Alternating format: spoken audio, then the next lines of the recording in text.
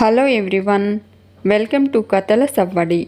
ఈ వీడియోలో నేను ఒక అందమైన ముగ్గు వేస్తూ మీకు ఒక ఆసక్తికరమైన కథను షేర్ చేస్తున్నాను. సిద్ధార్థ్ ఇంటి దగ్గర ప్రేరణ పూజలో పాట పాడుతూ మంగళహారతి ఇచ్చి అందరికీ హారతి తెస్తుంది. విజయానంద్ చాలా బాగా పాడావమ్మా అంటాడు. జయరామ్, వచ్చిన లక్ష్మీదేవి అలా వెళ్ళిపోతుందనుకున్నాను.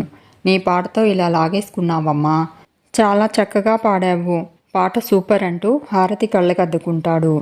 సాహితీ కుమార్, పాట సూపర్ అంటూ అదిరిపోయిందంటారు. సిద్ధార్థ్ మంజుతో, అమ్మా నేను చెప్పానా, ప్రేరణ ఏం చేసినా ఎవరైనా పొగడాల్సిందే అంటాడు. చూసావుగా పాట ఎంత బాగా పాడిందో అని సిద్ధార్థ్ అంటూ ఉంటే మంజు ముభావంగా ఉంటుంది. సాహితీని ప్రసాదం ఇవ్వమంటుంది మంజు. జయరామ్, ఇప్పుడు ప్రసాదం ఎందుకమ్మా, తను పాడిన పాటతోనే కడుపు నిండిపోయింది అంటాడు. ఈ కాలం పిల్లలు డిచికి టిచికి పాటలే తప్ప ఇలా భక్తి పాటలు కూడా పాడతారనుకోలేదు అంటాడు. ప్రేరణ, అంకుల్ కాలం ఏదైనా ఆ కాలం ఎంత మారినా ఎంత పరిగెత్తినా మనము పరిగెత్తాలి, కానీ మన మూలాల్ని మన సాంప్రదాయాల్ని వదిలేసి పరుగులు పెట్టకూడదు. అలాంటి సాంప్రదాయం మర్చిపోనంత వరకు, దేవుడి మీద నమ్మకం ఉన్నంత వరకు సంస్కృతికి ఏ ప్రమాదం ఉండదు, యువతరం పక్కదారి పట్టదు. ఈ జనరేషన్లో కూడా భక్తిభావం ఉన్నవాళ్ళు చాలామంది ఉన్నారు అంటుంది.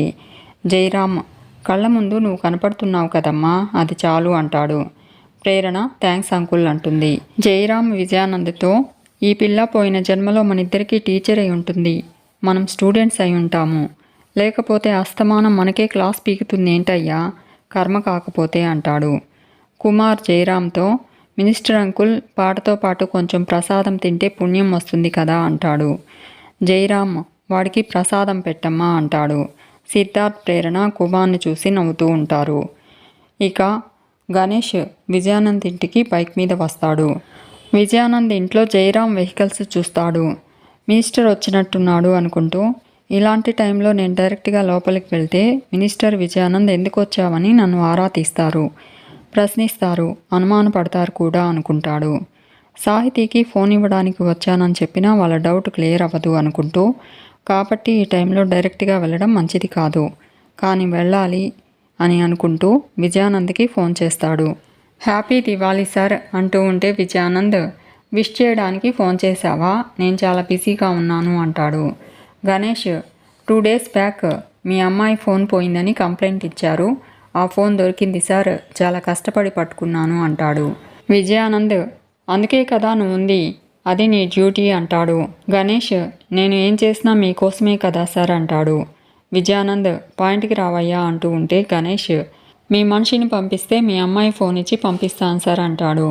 విజయానంద్, అంటే నువ్వు మా అమ్మాయి ఫోన్ ఇవ్వాలి అంటే నా మనిషి నీ దగ్గరికి రావాలంటావు అంటూ, నువ్వే తెచ్చివచ్చు కదా, నా కూతురు ఫోన్ తెచ్చివ్వడం కన్నా నీకు వేరే పని ఉంటుందా అని అడుగుతాడు. గణేష్, నేనే తెచ్చిస్తాను సార్, నో ప్రాబ్లం సార్ అంటాడు. విజయానంద్, అయితే నేరుగా నువ్వే మా ఇంటికి రా, ఫోన్ ఇచ్చేసి వెళ్ళు అంటాడు. గణేష్, మీ పర్మిషన్ కోసము ఫోన్ చేశాను, మీరు ఎలా అంటే అలా సార్ అంటాడు. విజయానంద్, నేను పర్మిషన్ ఇచ్చేశాను, నువ్వు వచ్చేయి అని చెప్పి ఫోన్ కట్ చేసి, రేయ్ విజయానంద్, ఈకో ఈ 2 కవల పిల్లలరా, ఫోన్ కోసం నా మనిషి నీ దగ్గరకు రావడమా, నువ్వు నా తొత్తువిరా, నువ్వే పరిగెత్తుకుంటూ వచ్చి ఫోన్ ఇచ్చి వెళ్ళాలి అని అనుకుంటాడు విజయానంద్. గణేష్, విజయానంద్, నీ చేతే నన్ను నీ ఇంటికి పిలిపించుకోవాలనుకున్నాను, ఇక ప్రశ్నలుండవు, నేను ఎవరికీ జవాబు చెప్పే అవసరము ఉండదు, వస్తున్నా, నీ కూతుర్ని కలుస్తున్నా, తనని ఇంప్రెస్ చేస్తున్నా, నీ ఫ్యూచర్ని నేను డిసైడ్ చేయబోతున్నా అనుకుంటూ విజయానంద్ ఇంట్లోకి వెళ్ళబోతూ, ఇప్పుడే కదా ఫోన్ చేశాను, అప్పుడే వెళ్ళకూడదు, కాసేపు ఆగి వెళ్ళాలి, లేదంటే డౌట్ వస్తుంది అనుకుంటూ అక్కడే వెయిట్ చేస్తూ ఉంటాడు. ఇక విజయానంద్ అటుగా వెళ్తూ ఉన్న ప్రేరణను పిలిచి, నీకు థ్యాంక్స్ ఎలా చెప్పాలో తెలియట్లేదమ్మా అంటాడు. ప్రేరణ, థ్యాంక్స్ ఎందుకు సార్ అని అడుగుతుంది. విజయానంద్, సిద్ధు ఇంటికి రావడం వల్లే ఇంటికి ఆనందం వచ్చింది అంటాడు.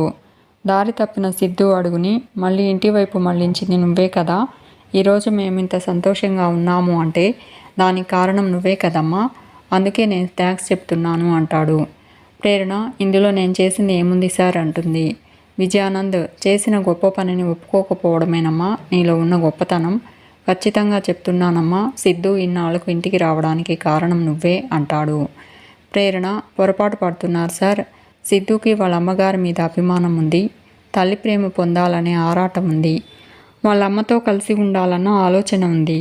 అందుకే సిద్ధు వాళ్ళ అమ్మ కోసం వచ్చాడు, అంతే తప్ప నేను చెప్పడం వల్ల రాలేదు సార్ అంటుంది. విజయానంద్ మంజు రావడం చూస్తాడు. ప్రేరణ విజయానంద్తో, సిద్ధుకి మంచేదో చెడేదో తెలుసుకునే విచక్షణ ఉంది అంటుంది. విజయానంద్, సిద్ధార్థ్ ఇన్నాళ్ళ తర్వాత ఇంటికి వచ్చి వాళ్ళమ్మతో నీ మీద ప్రేమతో వచ్చానమ్మా అని ఒక్క మాట అబద్ధం చెప్పినా బాగుండేది, దేవత లాంటి నా భార్య బాధ కొంచెమైనా తీరేది అంటాడు. కానీ వాడు ప్రేరణ చెప్పిన మాట వల్లే ఇంటికి వచ్చాను, ప్రేరణ వల్లే మా అమ్మను కాపాడుకున్నాను అని అంటున్నాడమ్మా. నీకు క్రెడిట్ ఇవ్వడం తప్పని నేను అనడం లేదమ్మా, తల్లి పేగు బంధం ఎందుకు వాడిని కదిలించలేదని నా బాధమ్మా అంటాడు. ప్రేరణ, సార్ సిద్ధు అలా అంటాడని నాకు తెలియదు అంటుంది. అయినా సిద్ధు అలా ప్రవర్తిస్తాడని నేను అనుకోవడం లేదు అంటుంది. విజయానంద్, ఏంటమ్మా అనుకునేది, వాడి మనసు తెలిసిన దానివి, వాడిని మార్చేసిన దానివి, నీకు తెలియకపోవడం ఏంటమ్మా. వాళ్ళమ్మ కూడా నీలాగే సిద్ధుని గట్టిగా నమ్ముతుంది. తన అమాయకత్వంతో సిద్ధు తనను అర్థం చేసుకుంటాడని ఎదురు చూసింది. మనిషి అయితే వచ్చాడు కానీ వాడి మనసు మాత్రం నీ దగ్గర ఆగిపోయిందమ్మా అంటూ మంజు వైపు చూస్తూ ఉంటాడు విజయానంద్. ప్రేరణ, ఏమంటున్నారు మీరు అని అడుగుతుంది.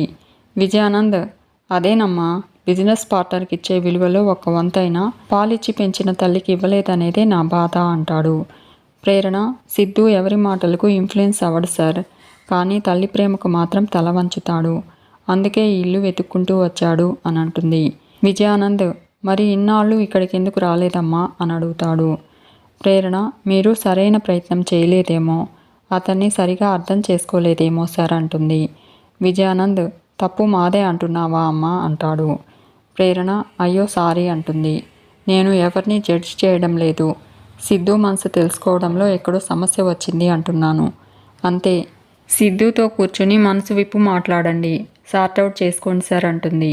విజయానంద్ మంజు కోపంగా వెళ్ళిపోవడం చూస్తాడు. ప్రేరణ, సాల్వ్ అవ్వని సమస్య అంటూ ఉండదు సార్ అంటూ ఉంటే విజయానంద్, సరేనమ్మా, నువ్విప్పుడు చెప్పావు కదా, నేను ఇక అదే పనిలో ఉంటాను అంటాడు. ఇక సిద్ధార్థ్ డైనింగ్ టేబుల్ దగ్గర కూర్చుని ఉంటాడు. ప్రేరణ డైనింగ్ టేబుల్ మీద డిషెస్ సర్దుతూ ఉంటుంది. సిద్ధార్థ్, ప్రేరణ, ఇప్పుడు ఇవన్నీ నీకెందుకు అంటాడు. ప్రేరణ, ఏం పర్లేదు సిద్ధు అంటుంది. శైలు సోఫాలో కూర్చుని కుమార్ని వెతుకుతూ ఎక్కడికి వెళ్ళాడు వీడు, కనిపించట్లేదు అనుకుంటుంది. విజయానంద్ జయరామ్తో మీ పిఏతో ఒకసారి ఫోన్ చేయించండి, పని అయిపోతుంది అంటాడు. జయరామ్, విజయానంద్ పండగ పూట ప్రాపర్టీ గోలేంటయ్యా, కాస్త ప్రశాంతంగా ఉండు, టైం రానివ్వు అంటాడు. విజయానంద్, దీపావళి పండగ, ఇంతకన్నా మంచి టైం ఏముంటుంది మినిస్టర్ గారు అంటాడు. అప్పుడే కుమార్ స్వీట్స్ తీసుకొని డైనింగ్ టేబుల్ దగ్గరకు వస్తూ ఉంటాడు. శైలు కుమార్కి సైగ చేస్తూ ఉంటుంది. సిద్ధార్థ్ కుమార్తో చాలా కష్టపడుతున్నట్టున్నావురా అంటాడు. కుమార్, దీన్ని కష్టం అంటారా, గొడ్డు చాకరీ అంటారు అంటాడు. ప్రేరణ, అలా అనకు కుమార్, ఎవరైనా వింటే నిజం అనుకుంటారు అంటుంది. కుమార్, అంటే నిజం కాదా, నేను ఇంటికి గెస్ట్నో సర్వెంట్నో అర్థం కావట్లేదు, మీ అమ్మ చెప్పిన పని చెప్పకుండా పరిగెత్తిస్తున్నారా అంటాడు. సిద్ధార్థ్, ఏడ్చావులే, త్వరగా కానీరా అంటాడు. కుమార్, కాస్త హెల్ప్ చేయండిరా ప్లీజ్ అంటూ ఉంటే సిద్ధార్థ్, ప్రేరణ కుమార్ని చూసి నవ్వుతూ ఉంటారు. శైలు కుమార్ని పిలుస్తూ కుమార్కి వినిపించకపోవడంతో కుమార్ మీదకు పువ్వు విసురుతుంది. కుమార్ పట్టించుకోకపోవడంతో సిద్ధార్థ్, రే కుమార్, నీ జాన్ పువ్వుతో కొట్టి పిలుస్తుందిరా అంటాడు. కుమార్ శైలుని చూస్తాడు. శైలు హాయ్ అంటూ ఫ్లయింగ్ కిస్ ఇస్తుంది. కుమార్ సిద్ధార్థ్తో అదేమో సైగ చేస్తుంది, నాకేమో సెగలొస్తున్నాయి, వాళ్ళ నాన్న చూసి గన్మెన్కి సిగ్నల్ ఇచ్చాడనుకో, నా బతుక్కి శుభం కార్డేరా అంటాడు. సిద్ధార్థ్, ఎందుకురా అంత భయం అంటాడు. ప్రేరణ, మరీ అంత పిరికితనం పనికిరాదు కుమార్ అంటుంది. కుమార్, మీకేం ఎన్నైనా చెప్తారు, మీరు నా ప్లేస్లో ఉంటే నా టెన్షన్ ఏంటో మీకు తెలిసేది అంటాడు. సిద్ధార్థ్, ఏం కాదులేరా అంటాడు. కుమార్, ఒకసారి వాళ్ళ నాన్నని చూడరా, ఎలా ఉన్నాడో అంటాడు. కత్తి లేకుండా రక్తం తీసేసేవాడిలా ఉన్నాడు, అలాంటి వాళ్ళ కూతుర్ని నాలాంటి వాడు లవ్ చేశాడని తెలిస్తే ఇంకేమైనా ఉందా అంటూ భయపడుతూ ఉంటాడు. ప్రేరణ సిద్ధార్థ్ కుమార్ని చూసి నవ్వుతూ ఉంటారు. శైలు ఫ్లయింగ్ కిసెస్ ఇస్తూ ఉంటే కుమార్ తల పట్టుకుంటాడు. శైలు కుమార్ దగ్గరకు వస్తుంది. ఏంటి ప్రేరణ, డైనింగ్ టేబుల్ దగ్గర స్వీట్స్ పెడుతున్నారా అని అడుగుతుంది. కుమార్ స్వీట్స్ పెట్టడమేమో కానీ మనం మీ నాన్నకి దొరికిపోయాము అంటే నాకు సమాధి కడతాడు మీ బాబు, వెళ్ళవే వెళ్ళు అంటాడు. శైలు ఓకేలే అంటూ కుమార్కి బుగ్గ గిల్లుతూ ఉంటుంది. అప్పుడే జయరాం శైలుని చూసి షాక్ అవుతూ కళ్ళు నులుముకుని చూస్తాడు. డైనింగ్ టేబుల్ దగ్గర కుమార్ ఒక్కడే ఉండడం చూసి విజయానంద్ అక్కడ మా అమ్మాయి ఉందా అని అడుగుతాడు. విజయానంద్ సోఫాలో కూర్చుని ఉన్న శైలుని చూసి ఇక్కడుందండి మీ అమ్మాయి, అక్కడెక్కడో ఉందంటారేంటి అని అడుగుతాడు. జయరాం శైలు సోఫాలో ఉండడం చూసి షాక్ అవుతాడు. నా కూతురు వాడి బుగ్గకిల్లినట్టుందే, నా భ్రమ అని అనుకుంటూ శైలుతో ఉన్నావా తల్లి, ఇక్కడే ఉండు అంటాడు. ఆ అబ్బాయి నీకు తెలుసా అమ్మా అని అడుగుతాడు. శైలు ఎవరు అంటుంది. జయరాం వాడే అమ్మ, గ్రీన్ చొక్కా వాడు అంటాడు. శైలు వాడా, తిరునాళ్ళలో పీచు మిఠాయి అమ్ముకునేవాళ్ళ ఉన్నాడు, వాడు నాకెలా తెలుస్తాడు నాన్న అంటుంది. సిద్ధార్థ్ ప్రేరణ శైలు మాటలు విని నవ్వుకుంటూ ఉంటారు. జయరాం నా కూతురే, ఏం పర్లేదు అనుకుంటాడు. శైలు కుమార్ని చూసి సైగ చేస్తూ ఉంటే కుమార్ మొహం అదోలా పెడతాడు. కుమార్ని చూసి సిద్ధార్థ్ ప్రేరణ నవ్వుతూ ఉంటారు. కుమార్ ఒరే, ఇక్కడ నేను ఇంత కష్టపడుతుంటే దానికి సరసం కావాల్సి వచ్చిందా అంటూ నవ్వుకోండిరా నవ్వుకోండి, నా జీవితం బుగ్గిపాలైనా నవ్వుకోండి అంటాడు. ఇక గణేష్ విజయానంద్ ఇంట్లోకి వస్తూ ఉంటాడు. సాహితి గణేష్ని చూసి హాయ్ సార్ అంటూ విష్ చేస్తుంది. గణేష్ హ్యాపీ దివాళీ అంటూ సాహితికి షేక్ హ్యాండ్ ఇస్తాడు. సాహితి థ్యాంక్ యూ అని చెప్పి నా ఫోన్ తీసుకొచ్చారా అని అడుగుతుంది. గణేష్ అందుకే కదా వచ్చాను అంటాడు. సాహితి గణేష్ని లోపలికి తీసుకొస్తూ ఉంటుంది. మంజు విజయానంద్ దగ్గరికి వెళ్ళి భోజనాలకు రమ్మని పిలుస్తుంది. సిద్ధార్థ్ గణేష్ ఇంట్లో అడుగు పెట్టడం చూసి ఆగు అంటూ అరుస్తాడు. నీకు ఇక్కడేం పని, ఇక్కడికి ఎందుకు వచ్చావు అని అడుగుతాడు. సాహితి మాట్లాడబోతూ ఉంటే నువ్వు ఉండమ్మా అంటాడు. మళ్ళీ ఏం గొడవ చేయడానికి వచ్చావని గణేష్ని అడుగుతూ ఉంటాడు సిద్ధార్థ్. గణేష్ నువ్వు అపార్థం చేసుకుంటున్నావు బాస్, నేను వచ్చింది డ్యూటీ మీద అంటాడు. జయరాం విజయానంద్తో గణా వచ్చాడేంటి విజయానంద్ అని అడుగుతాడు. విజయానంద్ మీ సెక్యూరిటీ కోసమేమో అంటాడు. సిద్ధార్థ్ గణేష్తో ఏంటి నీ డ్యూటీ, సంబంధం లేని చోటుకొచ్చి అవతల వాళ్ళని అవమానించి డిస్టర్బ్ చేయడమా నీ డ్యూటీ అని అడుగుతాడు. గణేష్ చూడు నేను చెప్పేది విను అంటూ ఉంటే సిద్ధార్థ్ ఏం వినాలి అంటాడు.